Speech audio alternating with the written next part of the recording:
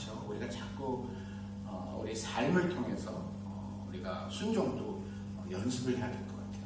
그럴 때 정말 보이지 않는 하나님이 나타나시던지 재림하실 때 나오실 거 아니에요. 그때는 눈으로 보이시겠죠. 뭐 그룹 타고 오신다 그랬습니까?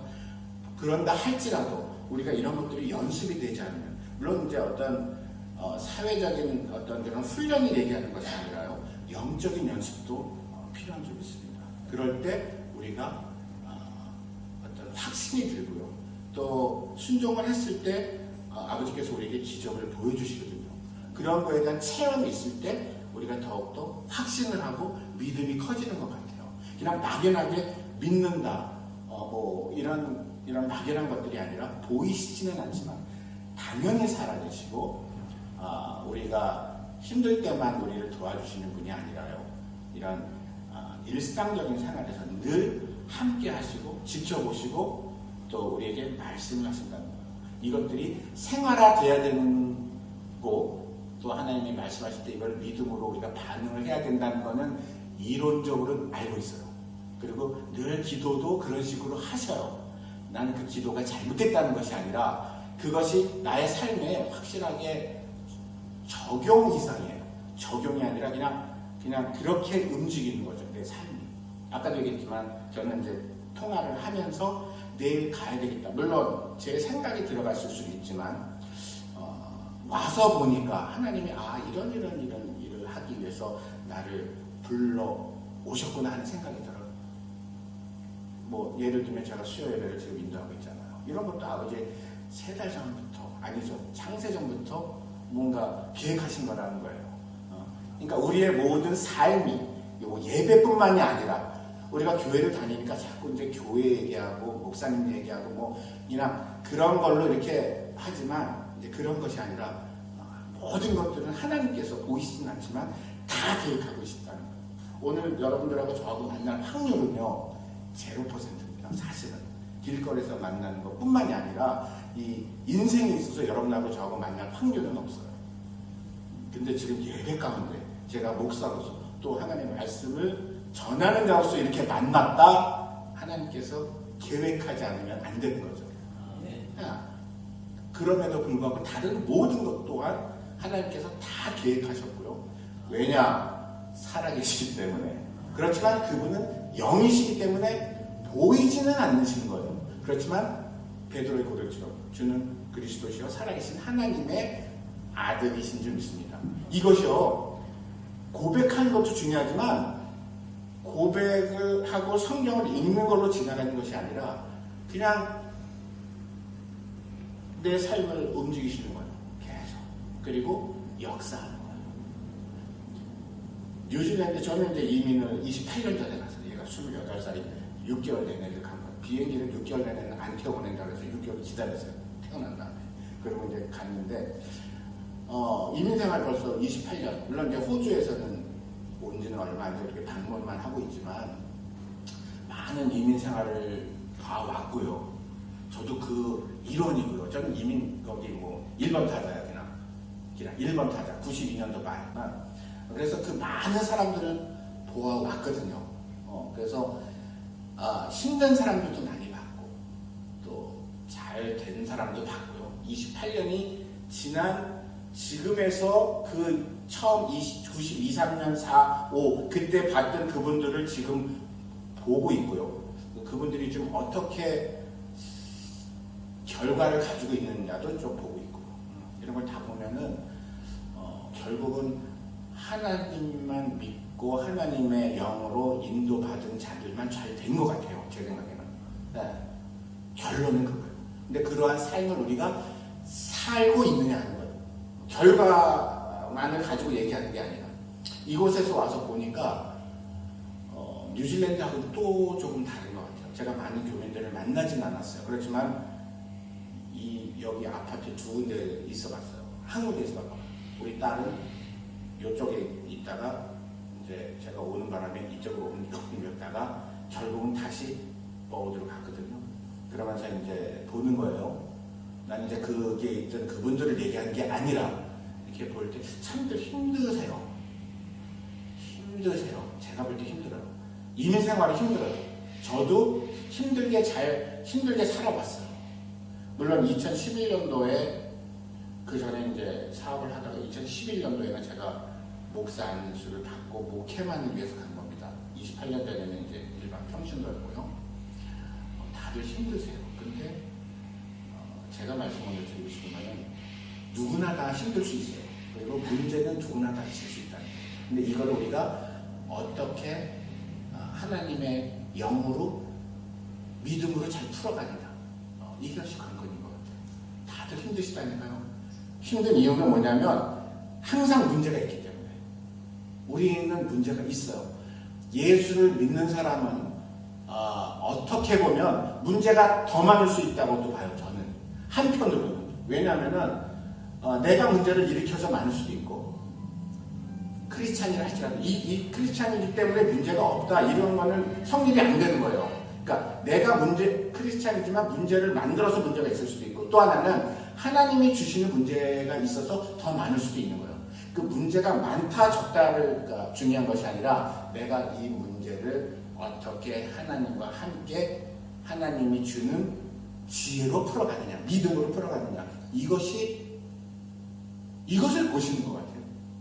하나님 주는 영이시지만 안 보이시는 것 뿐이지 확실히 실제하시고 우리에게 그분의 믿음대로 가면 기적의 생활을 주시겠다는 거예요. 그거를 체험하라 이 말이에요. 이게 굉장히 중요한 얘기입니다. 체험을 하잖아요. 하나님이 인도하시는 대로 체험을 했어요. 그것도 쉽진 않아요. 왜냐하면 하나님이 인도하는 길로 간다는 것 자체가 우리의 생각, 사고, 경험을 버려야 되기 때문에. 사실 제가 8년을 이렇게 목회를 하면서 느낀 게 믿음이 무엇일까라고 보고 누구로 믿음을 좋다라고 할까 하는데 뭐 이러면서 신령하게 그건 아닌 것 같고요. 자기 거를 버린 자들이 믿음이 큰 자들 같아요. 그래야지 믿음이 더 입혀지는 것 같아요. 제 생각에는. 왜냐면은 하나님의 길로 가는 게 제일 중요한 것인데 일로 못 가는 이유는 내 생각 때문에 안 되는 거라는 거예요. 보세요. 주는 영이시지만 살아계시거든요. 그죠? 그러면 문제를 줬을 때는 이렇게 해서 잘 풀으면 내가 축복을 주겠다는 거지, 그냥 심플하게 얘기하면. 근데 문제는 이렇게 받고 푸는 거는 세상적으로 푸는 거예요. 쉽게 말하면 국어 문제를 딱 풀었는데 국어로 대답을 안 하고 수학으로 대답을 하는 거예요. 코드가 안 맞는 거예요. 코드가 한국 거는 이렇게 생겼던데 여기는 우리랑 여기는 이렇게나 3개 돼 있잖아요. 코드를 맞춰야 되는 거거든요. 코드를 맞춰야지 뭐가 통할 거 아닙니까? 하나님하고 교통을 해야 된다는 거예요. 커뮤니케이션이 된다는 거예요. 영적으로. 그러기 위해서는 내가 믿음을 드려야 되는 거예요. 믿음을 드리는데 그냥 열심히 하는 게 아니라요. 하나님이 원하는 그 결론을 하나님이 원하는 대로 해야 되는 거예요. 그리고 하나님이 시키는 것만 해야 돼요. 이거는 제 8년간의 받은 노하우예요. 그러니까 사람들은 이게 교회에 좋으니까 이걸 하면 목사님이 좋아할 거야. 아니에요. 그럼에도 이건 내 생각이에요. 그것도 맞아요. 근데 하나님이 아니 이걸 해 그런단 말이에요. 우리 생각에는 이거는 다른 길이거든요. 하면 망할 것 같고 안 될 것 같아. 근데 하나님이 이걸 원해. 이걸 해야 된다고요.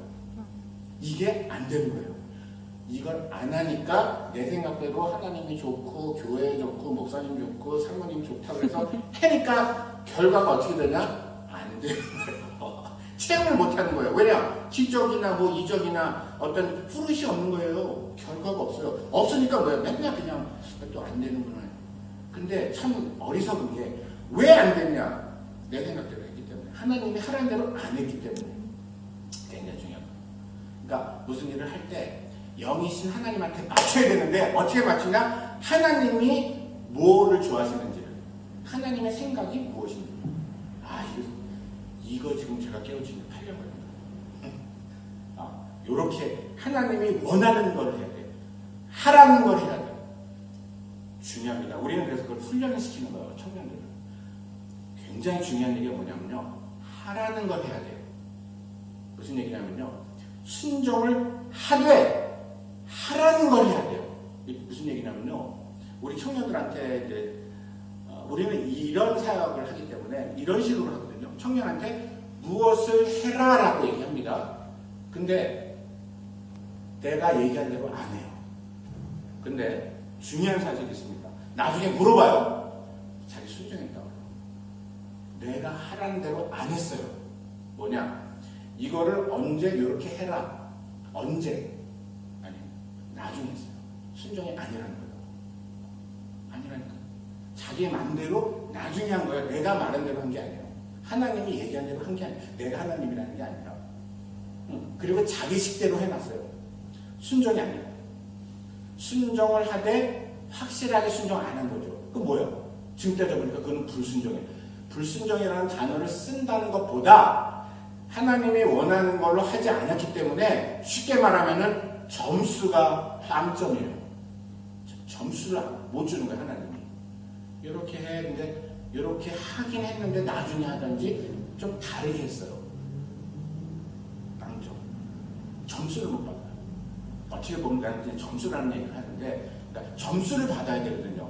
점수를 받아야지 내가 기적도 체험하고 믿음도 생기는데, 그게 안 되는 거예요. 안 되니까 어떤 일이 벌어지냐? 시키는 대로 또 못해. 안 하는 게 아니에요. 못해. 왜? 믿음이 없으니까. 순종을 해서 그거에 대한 체험을 받아야지 믿음이 생기는 건데, 그래야지 또 할 수 있는 거예요. 쉽게 말하면은. 예를 들면, 고액장도. 근데 그게 안 되는 거예요. 그렇지만 자기 생각엔 다 순종한 거예요. 근데 이건 뭐, 제가 볼 때는, 하나님 볼 때는 순종을 안 한 거예요. 자기의 마음대로 한 거. 또는 이렇게 하는 게 나한테 유리할 것 같아.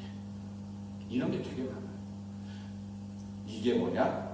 사복음서에서 예수님이 얘기하신 인텐션이라는 거예요. 인텐션이 뭐냐? 의도. 의도는 뭐냐면요. 내가 말하지 않은 거예요. 말로 안 나온 거예요. 내가 생각한 거예요. 내 의도예요. 우리 사모님이 그러더라고. 내가 이 인텐션에 대한 얘기를 막 하니까 그게 바울이 얘기한 속사람에 대한 얘기인가? 뭐 이런 얘기하더라고. 이렇게 얘기하더라고. 인텐션. 구약에서는 율법이 있어가지고 하지 마라, 하라 이렇게 하지 말라는 걸 하면 안 되고 뭐 하라 이렇게 하면 뻔하게 이제 들키는 건데 신약에 와서 사복음서에 보니까 예수님은 그 사람의 그 의도, 속마음까지도 말씀을 하시는 거잖아요. 그러니까 내가 아까 얘기한 것 중에 좀 더 빅도 얘기한다면 이거는 목사님한테 좋을 것 같은데 가로 열고 그래야 나한테 좋을 것 같은데 이런 의도가 있으면 열매가 없다는 거야. 쉽게 말하면 보이진 않아. 다른 사람도 몰라. 왜? 내가 얘기를 안 했기 때문에. 무슨 말씀인지 알겠죠? 그렇지만 하나님은 그걸 보고 계시는 거예요. 이 친구가 의도가 안 좋구나. 의도는 뭐야? 뭐 생각이 안 좋구나. 그걸 보시는 거예요. 하나님은. 나는 지금 교회를 위한다고 했지만 그 의도는 나를 위한 거야. 쉽게 생각하면 점수를 못 받는 거예요. 점수를 못 받는다는 거는 하나님하고 커뮤니케이션이 더 잘 돼야 되는데 커뮤니케이션을 하는 상황에서 자꾸 뭔가가 끼는 거예요. 끼니까 잘 안 들리는 거예요. 쉽게 말하면 뭐 하나님의 음성을 듣는다 안 듣는다 지금 이 얘기를 하는 것이 아니라 그러니까 계속 이것이 반복이 되는 거예요. 주는 영이시니 스피릿 안 보여. 홀리 스피릿 성령 안 보여. 자꾸 그런 그 말에 그게 아니라 우리는 보이지는 않지만 이 뜻에 정말 중요한 건 뭐냐? 보이지는 않지만 단지 보이지만은 않을 뿐이야. 그렇지만 살아계셔서 아주 그냥 뭐 극명하게 내가 비행기 타고 여기 오고 12월 10일 날 가고 또 1월 말이나 뭐 2월 초에 다시 올 겁니다. 다시 오면요. 난 무조건 이 교회 나올 거야. 조금 전에 그 생각이 딱 들더라고요. 아니, 왜? 다시 올게요. 난 이게 올 거예요, 저는. 아니, 교회는 내가 선택하는 거 아니에요. 나는 그렇게 할 거죠. 여러분들은 모르겠어요. 같이 이렇게 보면 좋죠. 저는 여기 나와요. 아무튼 오늘 또 만나면 좋겠어요. 그러면 또 우리 뉴질랜드에 올인원 글로벌 교회는 그럼 어떻게 하고 있냐 이렇게 말씀을 물어보시고 있을 것 같은데, 우리 참 특별해요. 제가 창립을 하고요, 2011년도 4월 25일 안착데이, 안착이 아마 여기랑 같은 것 같은데 4월 25일 창립을 하고요 3일 있다가 한국을 갔어요. 하나님의 인도인 줄 믿습니다. 아무튼 상황은 그랬어요. 지금 가니까 어떻게 됩니까? 창립은 했어요. 창립을 했는데 집에서 시작했어요. 집에서 시작했는데 오클랜드에도 교회가 되게 많거든요. 집에 가라지에서 시작했는데 이 교회는 하나님께서 다 세우시고 하는 거 아닙니까? 집에서 하든 뭐 하든 아무튼 나는 제가 한국에서 한 8년을 이렇게 사업도 하고 그러다가 이렇게 안수 받고 신학대학원 가서 하고 이제 목회만을 간 게 11년도 아닙니까? 그러니까 예전에 알았던 사람도 많이 있겠지만 다 다른 교회 잘 다니고 있을 거고, 제가 왔는지를 아무도 모르죠. 제가 파이브 나일로드에 사는데 모르잖아요. 근데 첫 예배 된가부터 한 8분인가 10분인가, 그래서 첫 해에는 18명을 세례를 줬어요. 하나님이 하시는 거예요, 다. 내가 보니까.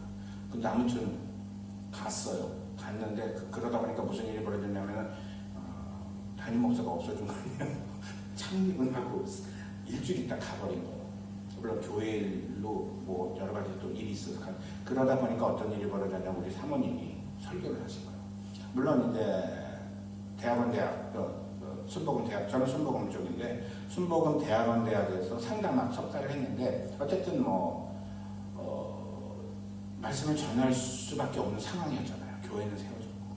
그래서 우리 사모님이 설교를 하세요. 저하고는 이제 나중에 또 오면 보겠지만은 저하고는 완전히 반대입니다. 성향이 반대예요. 잠자는 시간, 먹는 음식 반대예요. 완전 달라요. 그러다 보니까 설교가 달라요. 완전 달라요. 그러니까 성도들이 좋아해요. 두 가지를 다 이렇게 잘 먹으니까. 저는 조금 이제 제가 그래도 목사를 하면서 성격이 많이 좀 이렇게 차분해졌어요. 다혈질이에요. 그러다 보니까 제가 설교를 하면 다혈질인 분들이 좋아하세요. 그리고 다혈질인 분들이 오시면 설교가 더 커져. 생명이 나. 그 영이 그걸 아는 것 같아요. 그래가지고 처음에 이렇게 하면은 내가 좋아하는 게 아니라 다혈질인 분들이 지금 아직 안 오셨어요. 그럼 이제 설교가 좀 느슨하게 나가다가 그분들이 오시면 막 나가요. 저는 이제 그런 스타일. 우리 사모님은 한국 사람인데요. 한국말을 잘해요. 한국말을 진짜 잘해요. 야, 어떻게 저렇게 잘하나. 근데 이제 이렇게 따로 설교를 하니까 잘 모르는데, 물론 성향은 다르지만 어떨 때 느끼냐면요, 제가 설교한 거를 본의 아니게 제 뒤에서도 설교를 하면서 제 설교를 해석하는 경우가 있어요. 그때 보면 야, 그래, 저렇게 해야 된다. 내 설교를 잘 풀이를 하셔가지고 그 은사예요. 그것도 한국말을 잘해요. 그분은 변호사를 했어도 잘했을 것 같다. 참 한국말을 잘해요. 그래서 지금 우리 사모님이 청년부들만 있어요. 중국 청년들 이렇게 중국 청년 하다 보니까 제가 중국말 못하거든요. 그러다 보니까 이제 조선족 통역하는 친구들이 와서 하고 이랬거든요. 아무튼 왜 우리 교회는 청년부만 있는지 모르겠어. 물론 여자 집사님들도 오고 권사님들도 오셨지만 청년부들이 참 많이 와서 은혜 받고 했어. 아무튼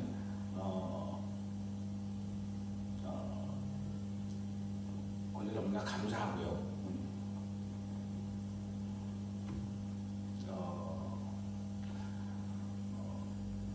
저는 되게 기뻤어요. 솔직히 이 교회에 온 게. 저보다는 많이들 더 다니셨잖아요.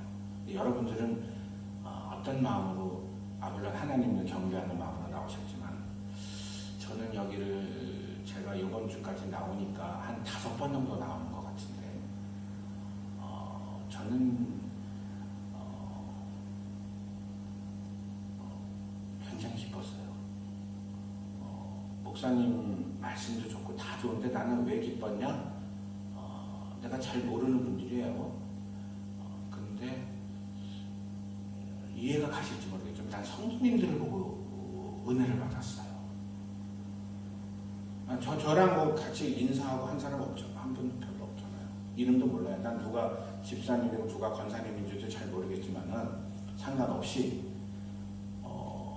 은혜가 되는 거예요. 성도님들이. 제가 신학교 대학원 다닐 때도 그랬거든요.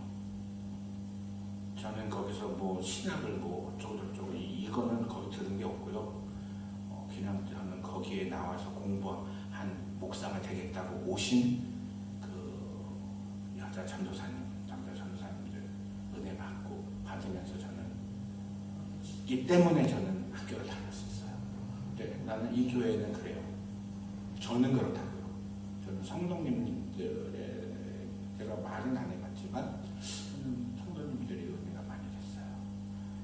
그래서 저는 이 교회 나왔어요. 안 그랬으면 안 나왔을 거예요. 저는 다음에 오면 또 나올 겁니다. 우리 딸이 이번에 온 여러 가지 목적이 있었어요. 지금 박사를 하는데 박사가 3년이에요. 근데 이제 1년 차가 됐는데 1년 차 때 그 디펜스라는 게 있어요. 들어가는 것도 제가 보기에는 힘들더라고요. 학교마다 좀 다를 수도 있겠지만 거기 박사를 들어온 애들 보면은 다 뭐 난로를 하는 친구들인데 1년 차 때 그 디펜스라는 그 논문 소 발표가 있는데 거기에서 90%는 떨어져요. 붙었어요. 잘 통과했어요. 그래서 이제 2년 후면은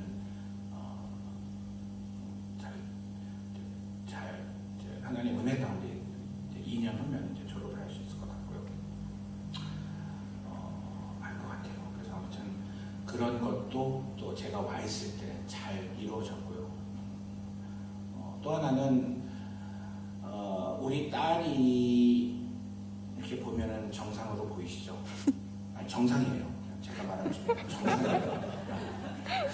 저도 목사니까 그냥 좋게 보이시죠? 아니, 좋아요. 우리 딸하고 제가 2011년도에 목회를 시작하는데 그때 이제 제가 이민을 하고 12년 있다가 8년 사업을 하고 있다가 다시 간 거 아닙니까? 우리 담임 목사님이 제가 평신도 때 그때 이제 신학을 했고 안수 받았는데 나보고 거기 가서 목회하라 그러시더라고요. 제가 분명히 신학대학원 갈 때 하나님한테 물어봤거든요. 제가 믿음은 좋았지만 나는 목사님들이 다 그런 간증을 하지만 나는 목사는 안 할 거다. 왜냐하면 너무나 피곤한 직업으로 볼 때 그 아침 일찍 일어나서 그 새벽 기도하고 매주 이거를 그냥 해야 되잖아요. 난 그래서 되게 불쌍하신 분들도 보고 내가 신학대학원을 갈 수밖에 없었던 이유는 있어요. 아무도 모르시잖아요. 그거는 제가 기회가 되면 다음에 얘기할게요.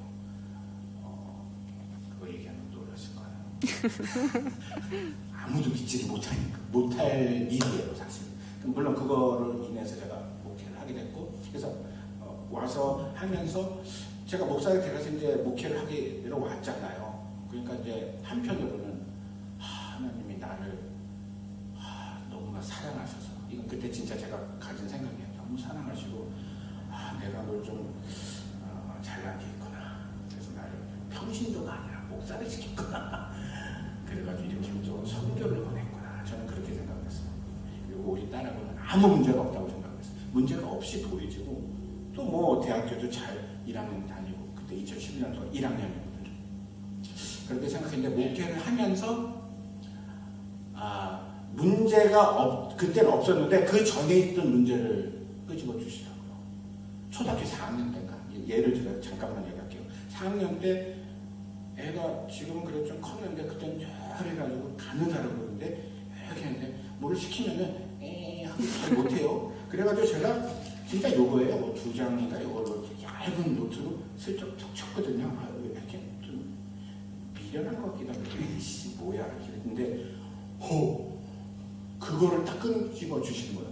이거 그때 나는 잊어버렸죠. 근데 얘는 그때 얘기하기를요, 이만한 두꺼운 책으로 자기를 쳤다는 거예요. 무슨 얘기냐면요, 그게 상처가 됐던 거예요. 상처가 되면서 그냥 쉽게 얘기하면 그때 확 눌려버린 거예요. 그리고 우리 가정사는 또 나중에 얘기했지만 우리 와이프하고 저하고 그러니까 와이프가 우리 애하고 먼저 한국을 가서 한 6년 정도 떨어져 있었어요. 지금 생각하면 그건 헤어진 거예요. 다시 만날 확률이 없는 것도 어떻게 보면. 물론 지금은 잘 살고 있지만 그러하면서 얘가 많이 눌린 거예요. 아빠가 없고 소심하고 또 이렇게 해가지고 그때 좀 받은 상처. 그거를 나는 무슨 내가 그런 무슨 치유 사역하고 그런 사람도 아니고 난 몰라요. 그냥 가서 담임 목사님이 가라니까 가서 이제 말씀 전하는데 성도님들 보내주셔가지고 같이 예배 잘 드리고 있는 건데 그렇지 않아도 내가 예배를 드리는 사람인데 하나님의 자녀로 그랬는데 그런 걸 끄집어내 주시는 거예요. 그러면서 그때 들어간 어떤 상처라고 할까요? 그리고 내가 이제 그거에 대한 회개를 하게 되고요. 그거를 풀게 해주셨어요. 지난 8년 동안. 그러면서 회복이 됐어요. 이거는 무슨 얘기인가 하실 분도 있는데 아니에요. 그때의 상처로 인해서 많이 막혔었던 거예요. 그것이 풀려지면서 어떻게 보면 지금 공부도 하고요. 그것이 풀려지면서요. 지금 제가 말씀드리지만 그러면서 공부도 하고 밝아지고 저하고의 관계가 말씀드리잖아요. 저하고 아무런 문제가 없었다니까요. 근데 그러한 문제를 풀어주시더라고요. 근데 그때 내 사역을 통해서 풀었는데 남아있었던 게 있었어요. 그거를 이번에 풀어주셨어요. 할렐루야. 자세한 거는 또 나중에 그것도 어디서 풀었냐? 우리가 저쪽 아파트 리갈코트에 혼자 있다가 내가 오는 바람에 좀 옮겼으면 좋겠다. 공부하는 분위기가 아니래서 다른 이유는 없어요. 그래가지고 얻은 게 이제 샌다루디아. 근데 거기는 이제 뭐 여러 가지 상황이 좀 그래서 2달 있다가 이제 옮긴 게 더우드로 옮겼는데 거기서 옮기는 말 굉장히 힘들었어요. 환경이. 지금 생각하면은 예전에 그 상처받았을 때랑 환경은 틀리지만 그때 그 받은 상처는 한국에서 받은 건데 그 환경하고는 다르지만 그때를 기억하게 하기 위한 하나님의 어떤 작업이 있었던 것 같아. 이 어려운 환경에다가 몰아넣고 물론 마스터룸이지만은 둘이 같이 더블 퀸 사이즈야. 다행히도 퀸 사이즈에서 같이 자면서 밥도 해먹고 근데 여기를 떠나기 바로 마지막 날에 근데 떠나기 전에 그 생각을 했다는 거예요. 아빠랑 이 문제를 가지고 한 번 더 얘기를 하고 풀었으면 좋겠다라는 생각을 했다는 거예요.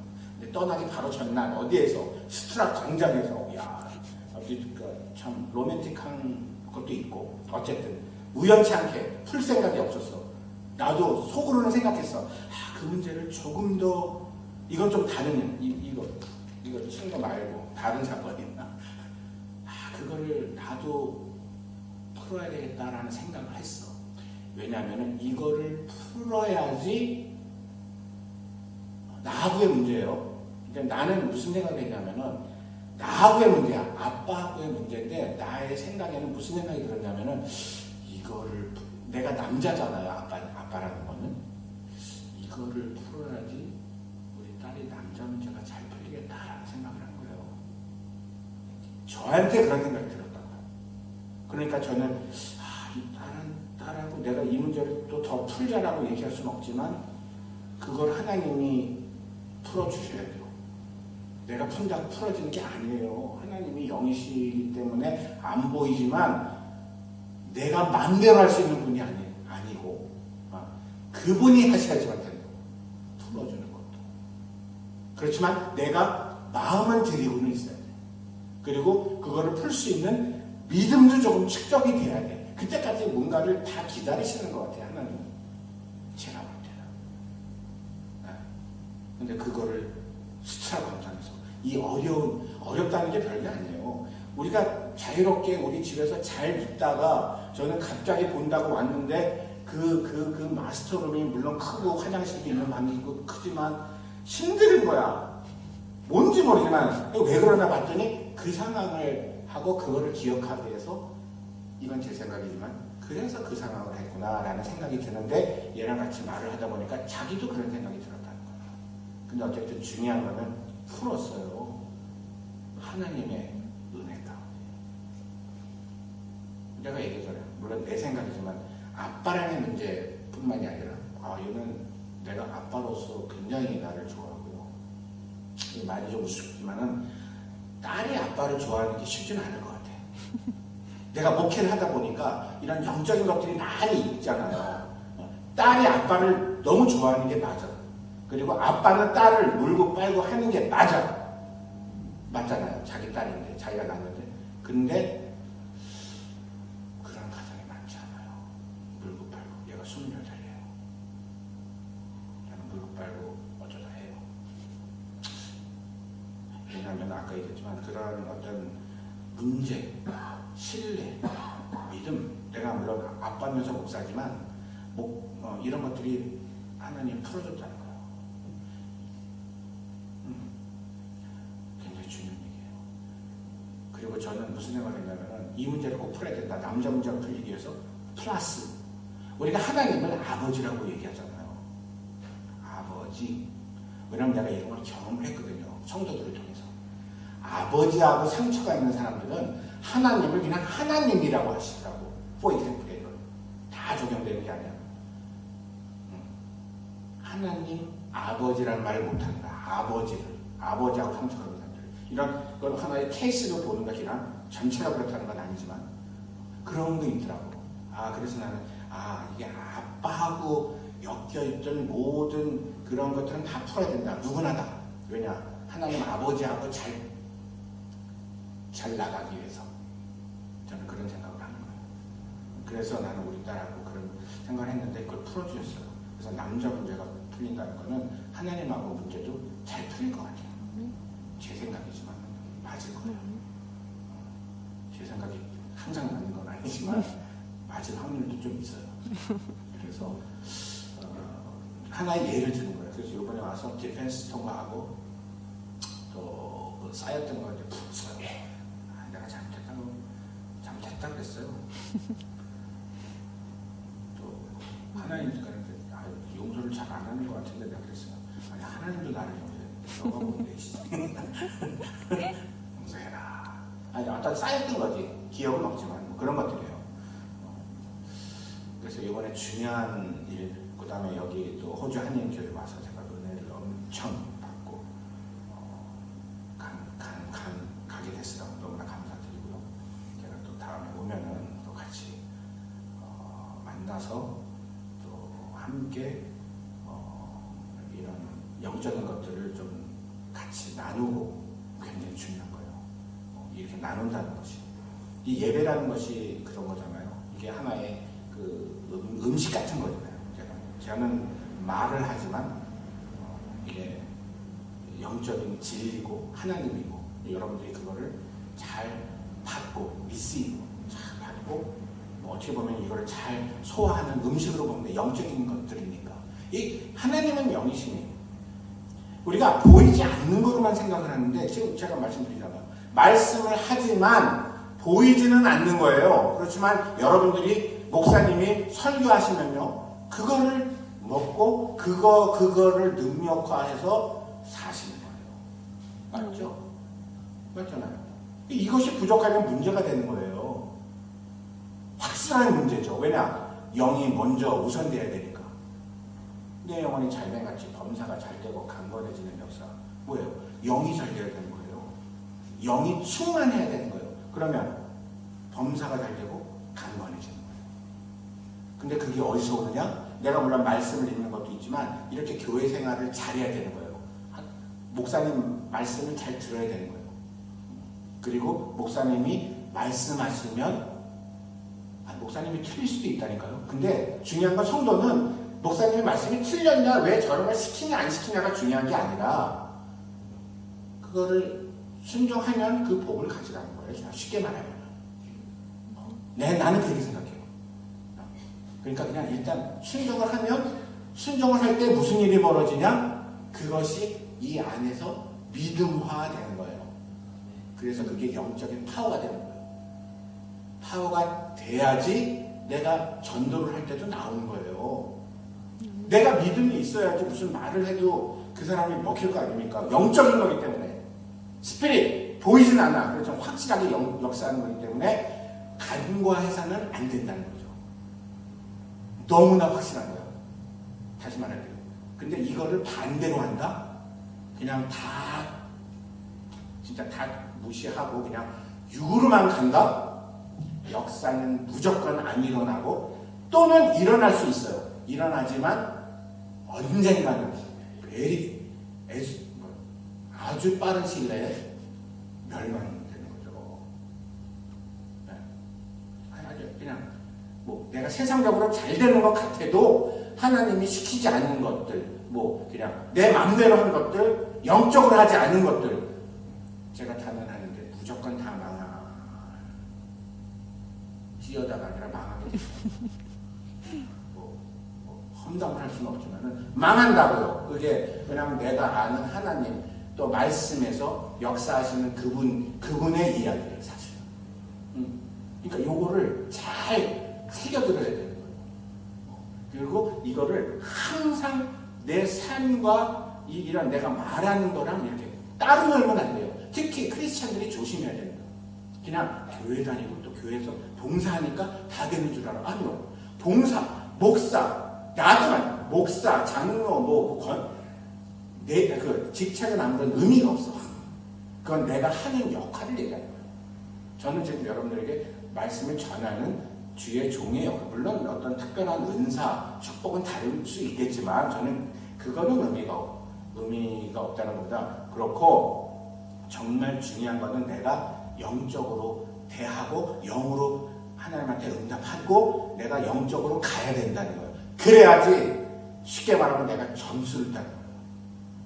우리가 보이진 않지만 점수들이 있을 것 같아요. 당연히 탁 보면 점수 몇 점 딱 있을 거라고. 예를 들면 그래서 하나만 이제 얘기하고 끝날게요. 점수 얘기하니까 우리 와이프 생각나는데 2011년도에 이것만 얘기하고 끝날게요. 2011년도에 목회를 하러 가는데 하나님이 그런 어떤 음성을 주시더라는 거예요. 뭐냐면은 이 점수에 관한 얘기가 나오니까 지금 갑자기 생각난 거예요. 네가 푸는 문제는 1점이다. 다 그러시대요. 예를 들면. 근데 내가 주는 문제는 50점이다.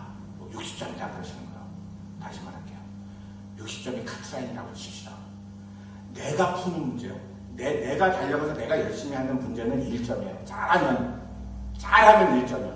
60개를 풀어야지 합격해요. 그것도 인생에 있어서 60문제를 다 풀으면 다행인데 안 그럴 수 있잖아요. 통과가 안 돼서 되기가 쉽지 않다는 거예요. 근데 내가 주는 문제는 풀면 60점. 무슨 얘기냐면요. 어려움이 오던 어떤 일이 오던 이게 하나님이 주는 문제라고 생각하던지 정말 내 문제 중에 가장 중요한 문제가 있다고요. 사랑하다.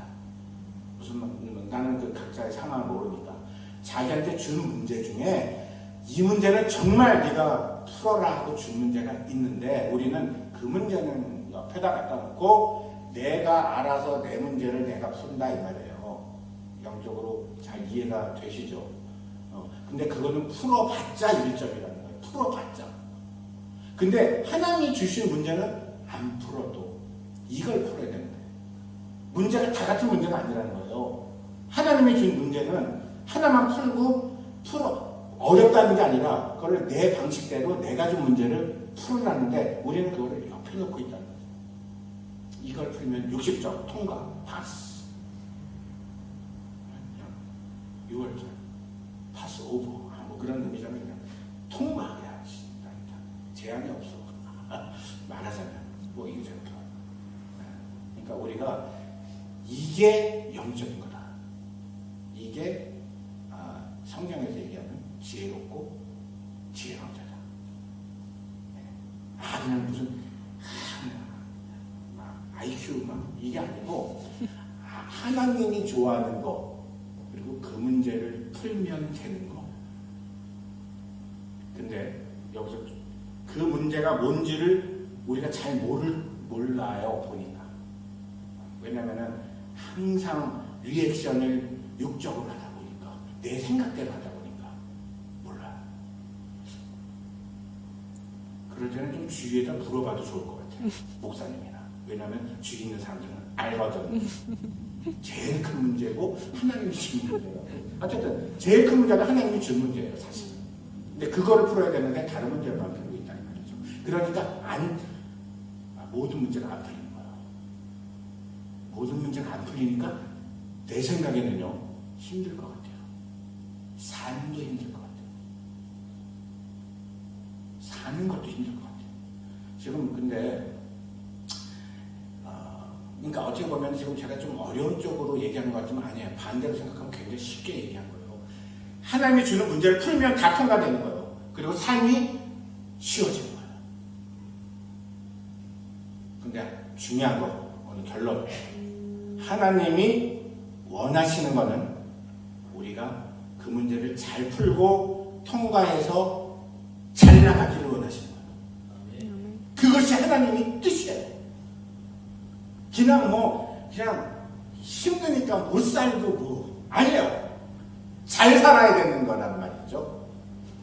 이거를 바꿔야 돼요.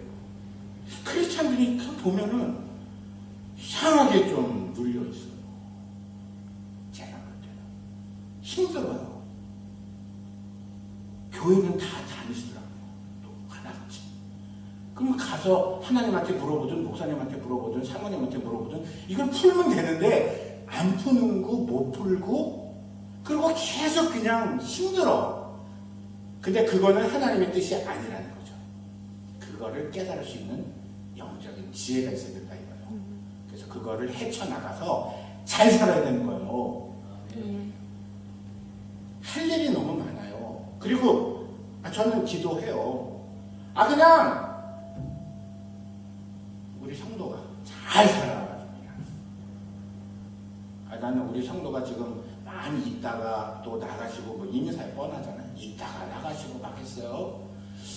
저는 8년밖에 안 됐지만 많은 은혜와 사건 사고라고 그럴 수는 없지만 많은 케이스라고 해야 되나요? 저를 훈련시킨 것도 어떻게 보면 많이 했어요. 자랑 아닌 자랑은 뭐냐? 갑자기 생각이 났는데 저는 성도가 벤츠를 사줬어요.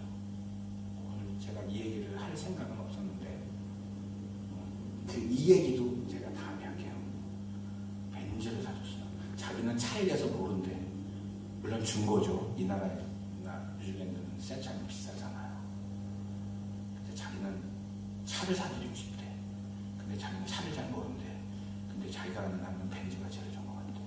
힘었어요. 줬어요. 그냥 32,500불이에요. 한 6, 7년 전에 저는 벤츠를 타고 다녀요. 나는 교회 목사님들 모임에 더 타고 가거든요. 왜냐면 우리 성도가 나한테 준 거니까. 물론 그 성도는 나중에 얘기할게요. 그 성도는 어떤 성도냐면 우리 성도도 아니었어요. 우리가 집이 이렇게 있는데 방에 이렇게 있는데 밑에 방에 갑자기 하나님이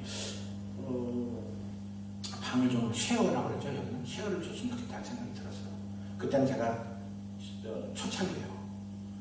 한 2년 전에 주면 좋겠다고 그랬는데 방 광고를 내자마자 어떤 집사님이 자기 아들이 거기서 유학을 하고 있었어요. 그 방에 왔는데 제가 말씀드렸죠. 내가 가자마자 나는 그 게러지가 한 2, 30명 앉을 수가 있어요. 그거를 그 전 주인이 카페트랑 끝내주게 한 2만 불 들었다면 잘 해놨어. 그래서 우리는 거기서 예배를 2년 드리고 이제 밖으로 나갔는데 거기에 오셨어요. 그때 둘이 있으니까 방비를 한 120불을 달라고 했어요. 제가 잘 모르니까. 그랬더니 20불을 깎아달라고 그러셨어요. 내가 왜 이 얘기를 하냐면요. 그 당시만 해도 20불을 깎아달라고 했다고요. 지금 돌산에다가 기계 설치해가지고 돌을 이렇게 막 하는 건 난 잘 모르는데 우리 와이프는 가봤는데 막 돌을 막 깨면 이쪽으로 모래가 나오고 이쪽으로 자갈이 나오는데 나는 꼭 그 벤즈랑 연결하는 건 아니지만 어쨌든 20불을 깎아달라는 사람이었고 그 이후에 한 2년 정도 있다가 벤즈를 나한테 줬고 아직도 잘 타고 다니고 있고요. 그 다음인가 어쨌든 그분에 나한테 20불 깎아달라는 사람이에요. 그 다음에 매출이 100억이에요. 나는 이거를 꼭 벤즈랑 연결시키고 싶진 않아요. 그렇지만 아무튼 20불 깎아달라는 사람이 그분도 기적을 체험했죠. 아무튼 제가 여러 가지 말씀을 드릴 게 많은데 또 제가